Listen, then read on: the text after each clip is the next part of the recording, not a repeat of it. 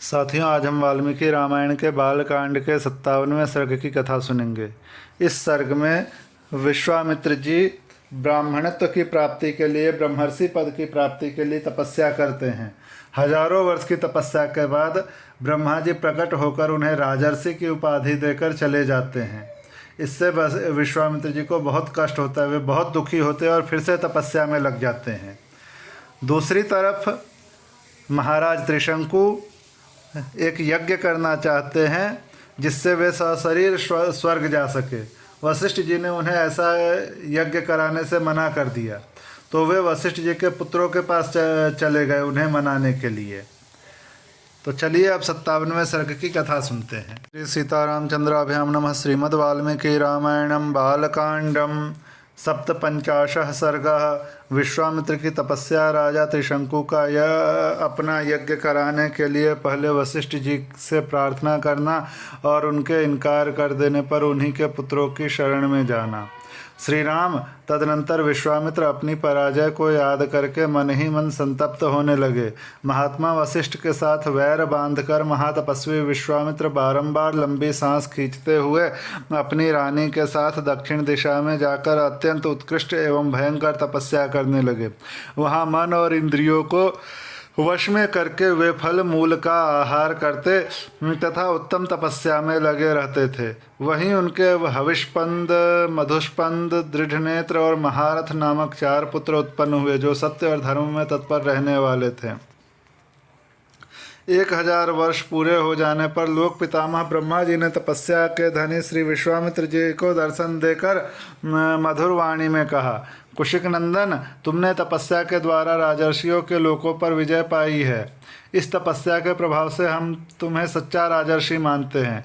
यह कहकर संपूर्ण लोकों के स्वामी ब्रह्मा जी देवताओं के साथ स्वर्गलोक होते हुए ब्रह्मलोक को चले गए। उनकी बात सुनकर विश्वामित्र का मुख लज्जा से झुक गया। वे बड़े दुख से व्यथित हो दीनतापूर्वक मन ही मन यूँ कहने लगे, अहो, मैंने इतना बड़ा तप किया तो भी ऋषियों सहित संपूर्ण देवता मुझे राजर्षि ही समझते हैं। मालूम होता है इस तपस्या का कोई फल नहीं हुआ। श्री राम मन में ऐसा सोचकर अपने मन को वश में रखने वाले महातपस्वी धर्मात्मा विश्वामित्र पुनः भारी तपस्या में लग गए। इसी समय इक्ष्वाकु कुल की कीर्ति बढ़ाने वाले एक सत्यवादी और जितेंद्रिय राजा राज्य करते थे। उनका नाम था त्रिशंकु।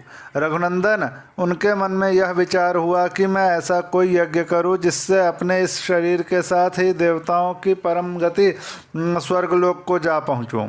तब उन्होंने वशिष्ठ जी को बुलाकर अपना यह विचार उन्हें कह सुनाया। महात्मा वशिष्ठ ने उन्हें बताया कि ऐसा होना असंभव है।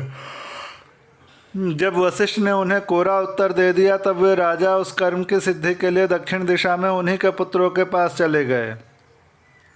वशिष्ठ जी के वे पुत्र जहाँ दीर्घ काल से तपस्या में प्रवृत्त होकर तप करते थे, उस स्थान पर पहुंचकर महातेजस्वी त्रिशंकु ने देखा कि मन को वश में रखने वाले वे 100 परम तेजस्वी वशिष्ठ कुमार तपस्या में संलग्न हैं।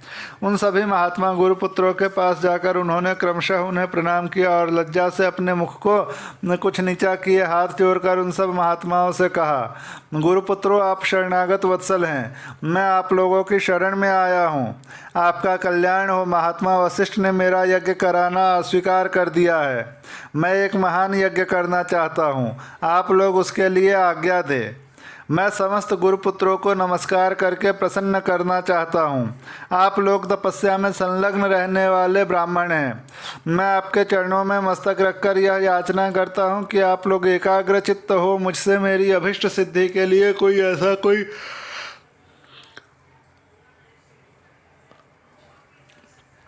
मेरी अभिष्ट सिद्धि के लिए ऐसा कोई यज्ञ करावे जिससे मैं इस शरीर के साथ ही देवलोक में जा सकूं।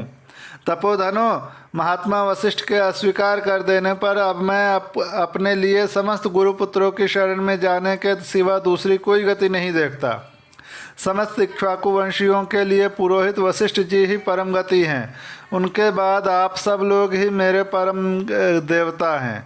इस प्रकार श्री वाल्मीकि निर्मित आर्ष रामायण आदि काव्य के बालकांड में 57वां सर्ग पूरा हुआ।